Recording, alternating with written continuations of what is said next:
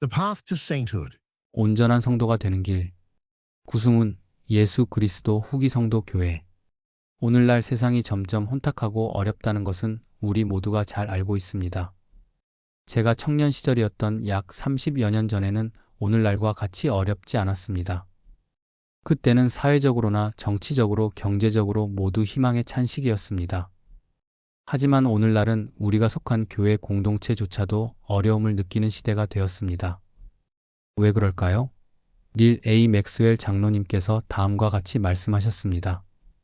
우리들은 말일의 어려움을 과소평가해서는 안 됩니다. 요엘과 스바냐는 말일을 어두운 날 요엘 2장 2절, 스바냐 1장 15절이라고 말했습니다. 앞으로의 수십 년간은 절망의 시대가 될 것입니다. 왜 그럴까요?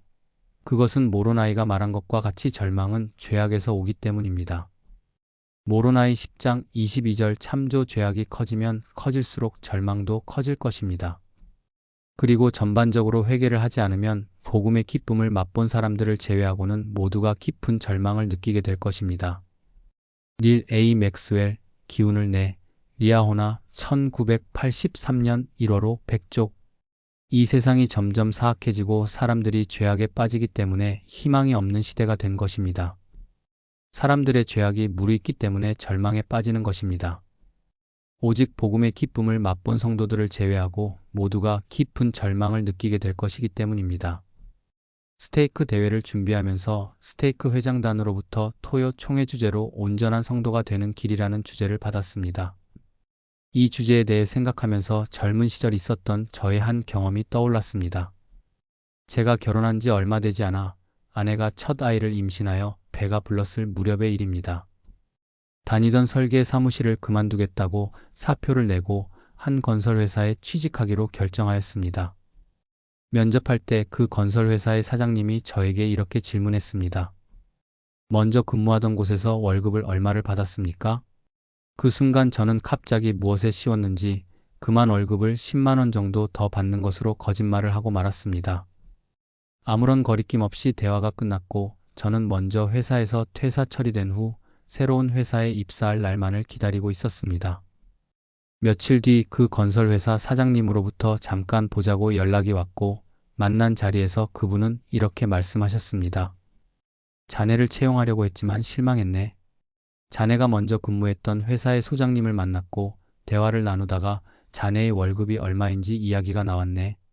자네가 거짓말을 한 것이라고 그 소장님이 말씀하셨네.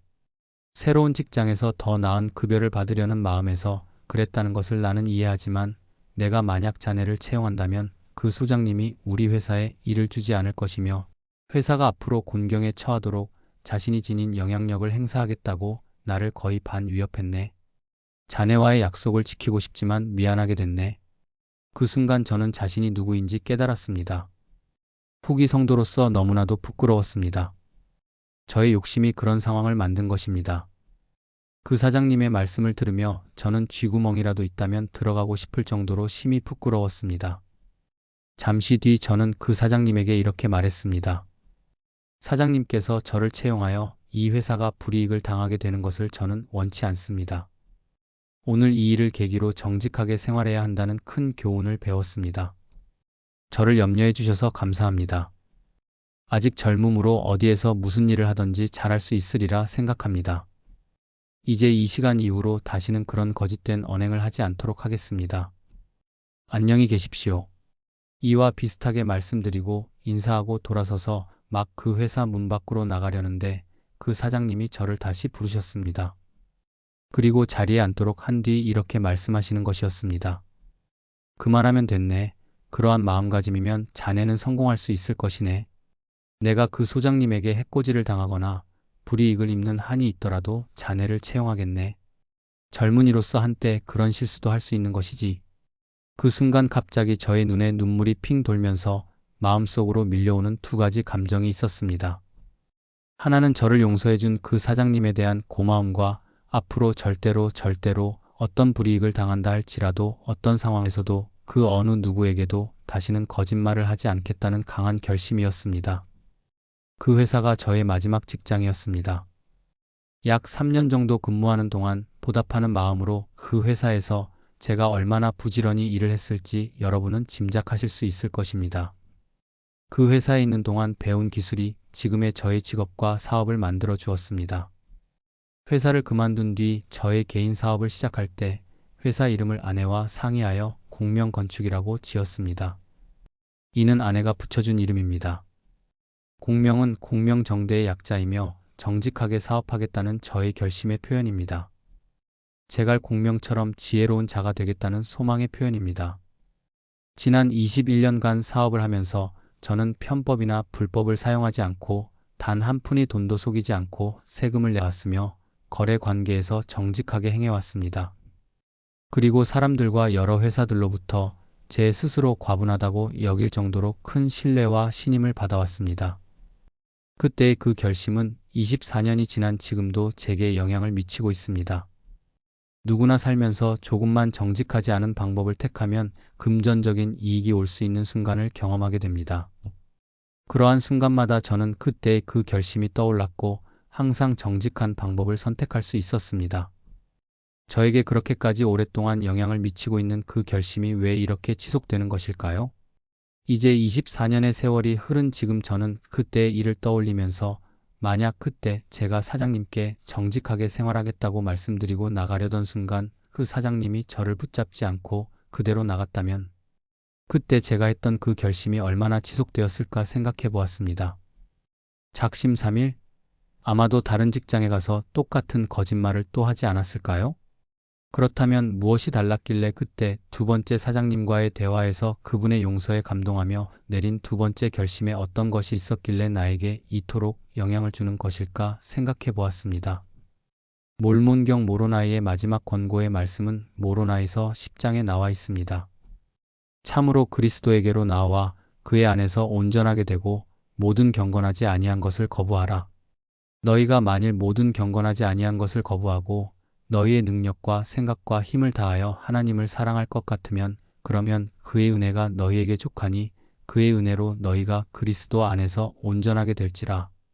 또 만일 하나님의 은혜로 너희가 그리스도 안에서 온전하면 너희가 결단코 하나님의 권능을 부인할 수 없으리로다. 그리고 또 너희가 만일 하나님의 은혜로 그리스도 안에서 온전하고 그의 권능을 부인하지 아니하면 그러면 너희가 그리스도의 피 흘리심을 통하여 하나님의 은혜로 그리스도 안에서 성결하게 되나니 이 피 흘리심은 아버지의 성약 안에서 너희의 죄 사함을 위한 것으로서 너희를 거룩하며 흠 없게 되게 하는 것이니라. 모로나이 10장 32, 33절. 또 무엇이든지 선한 것은 바르고 참된지라. 그러므로 무엇이라도 선한 것은 그리스도를 부인하지 아니하고 그가 계심을 인정하느니라. 모로나이 10장 6절. 모로나이는 이 구절에서 하나님의 은혜라는 표현을 무려 5번이나 반복하면서 하나님의 은혜로 우리가 온전하게 되고 성결하게 된다는 가르침을 주고 있습니다. 어쩌면 제가 그때 그 사장님 앞에서 두 번째로 결심하면서 느낀 것이 바로 이 하나님의 은혜 아니었을까요? 자매님이 인용하신 이더서 12장 27절에도 이러한 표현이 있습니다. 또 만일 사람들이 내게로 오면 내가 그들에게 그들의 연약함을 보일 것이라. 내가 사람들에게 연약함을 주는 것은 그들로 겸손하게 하려 함이요 내 은혜가 내 앞에 스스로 겸손하여진 모든 자에게는 족하니 이는 만일 그들이 내 앞에 스스로 겸손하여 나를 믿는 신앙을 가지면 내가 그들을 위하여 연약한 것들을 강하게 되게 할 것임이니라. 이더서 12장 27절. 하나님의 은혜가 그분 앞에 스스로 겸손하여진 모든 자에게 족하다는 말씀입니다. 이더서 12장 마지막 구절인 41절에서도 하나님의 은혜가 언급되고 있습니다.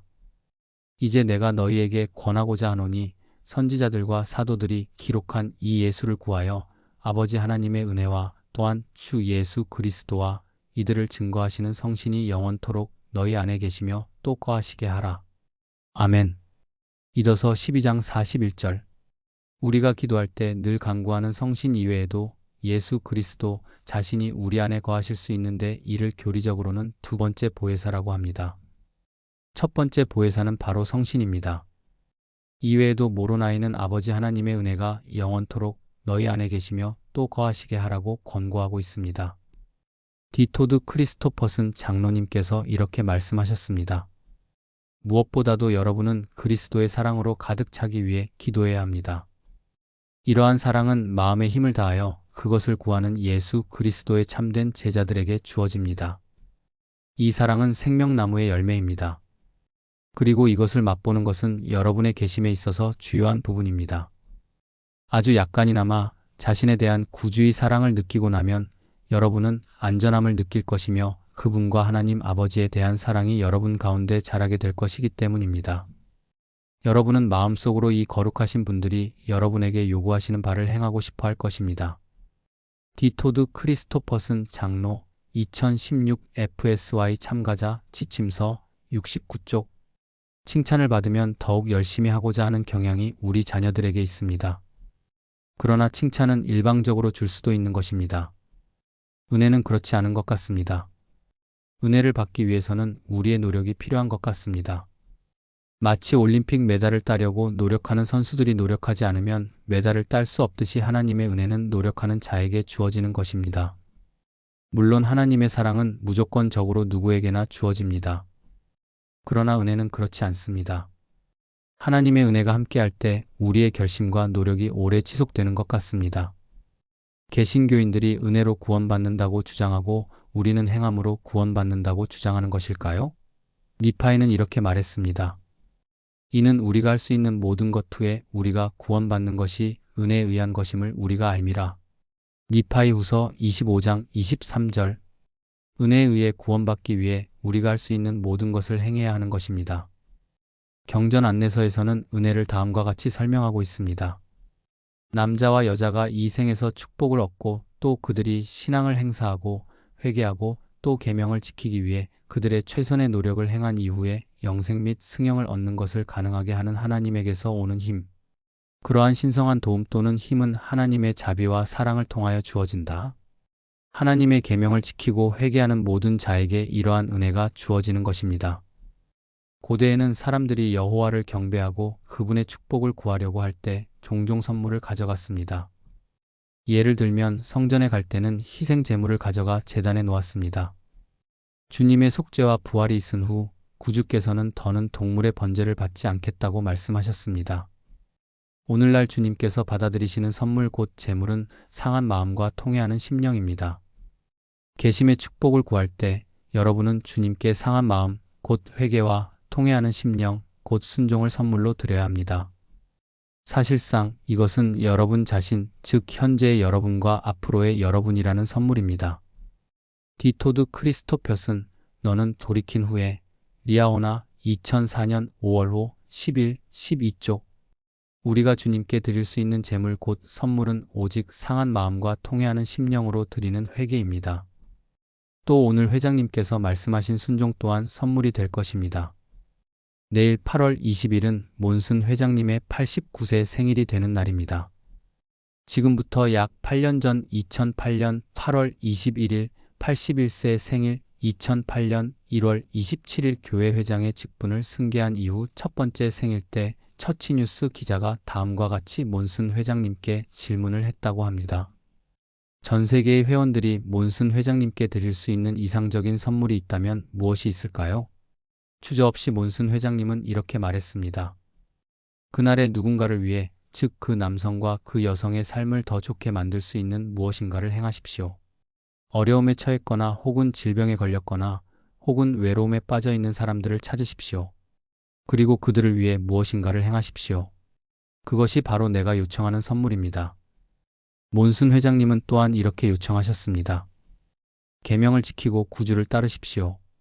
2013년 5월 17일 몬슨 회장님의 아내이신 프랜시스 몬슨 자매님께서 돌아가신 후 약 3년의 세월이 흘렀는데 요즘 몬슨 회장님이 눈에 띄게 쇠약해지신 모습을 볼 수 있습니다.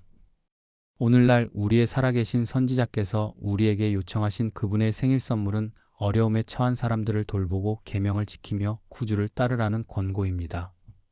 이 선물은 선지자께 드리는 선물이 아니라 주님께 드리는 선물이 될 것입니다. 이 선물은 영원히 없어지지 않을, 잊혀지지 않을 선물이 될 것입니다. 시온의 영동 스테이크 성도 여러분들께서 살아계신 선지자의 모범과 권고에 따라 가난하고 궁핍한 어려움에 처한 성도들을 찾아 위로하는 가운데 하나님의 은혜를 받아 온전해지는 성도들이 되시기를 바랍니다. 온전한 성도가 되는 길, 구승훈 형제 2016년 8월 20일 영동 스테이크 대회 토역 총회 예수 그리스도 후기 성도 교회